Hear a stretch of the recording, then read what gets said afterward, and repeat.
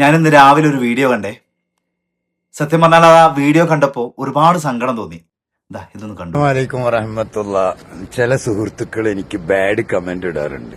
സത്യത്തിൽ ബാഡല്ല, അവരെ മനസ്സിന്റെ ഉള്ളിലെ എന്തോ ഒരു ബാഡ് ചിന്താഗതിയാണത്. വയസ്സായില്ലേ, ചാവാനായില്ലേ, നല്ലത് വല്ലതും പറഞ്ഞൂടെ.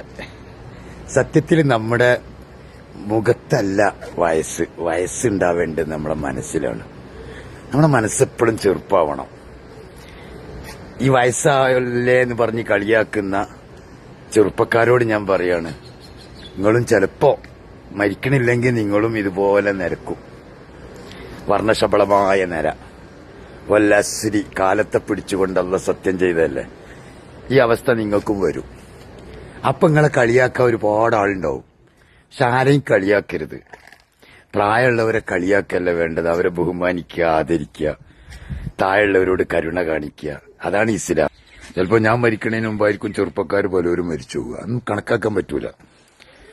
അപ്പൊ കളിയാക്കുന്നവരോട് ഞാൻ പറയാണ്, നിങ്ങളുടെ മനസ്സിനെന്തോ ചെറിയ കേട് സംഭവിച്ചിട്ടുണ്ട്, അത് തിരുത്താൻ നിങ്ങൾ തയ്യാറാവണം. ഓക്കെ, അസ്സലാമു അലൈക്കും. എന്തായാലേ ഈ പ്രായത്തിനെ കുറ്റം പറയുന്ന ആളുകളോട് എനിക്ക് ഒരേ ഒരു കാര്യം മാത്രമേ പറയാനുള്ളൂ. ഈ വീഡിയോയിൽ സംസാരിച്ച ആളില്ലേ, ജീവിതത്തിന്റെ ഏകദേശം എല്ലാ ഭാഗങ്ങളും അയാൾ ജീവിച്ച് തീർത്തു.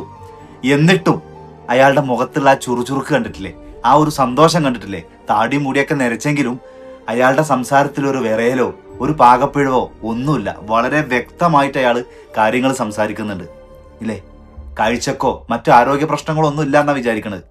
ആ ഒരു പ്രായം വരെയെങ്കിലും ഈ കുറ്റം പറയുന്ന ആളുകൾ, ഞാനോ നിങ്ങളോ ഒക്കെ ഉൾപ്പെടുന്ന ഈ പൊതുജന സമൂഹം കുറ്റം പറയുന്ന ആളുകൾ, ആ ഒരു പ്രായം വരെയെങ്കിലും ജീവിതത്തിൽ ആയുസ് നീട്ടി കിട്ടാൻ വേണ്ടിയിട്ട് പടച്ചവനോട് പ്രാർത്ഥിക്കുക. കാരണം ഇപ്പൊ കണക്കുകളൊക്കെ ഒന്ന് പരിശോധിച്ച് നോക്കിയാൽ മതി.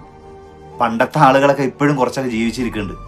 വളരെ ചെറിയ പ്രായത്തിലാണ് പല ആളുകളും പല അസുഖങ്ങളും വന്നിട്ടും നിന്ന നിപ്പിലൊക്കെ മരിച്ചു പോകുന്നത്. അത്തരമൊരു അവസ്ഥകളൊന്നും ഇല്ലാതെ ഇരിക്കട്ടെ.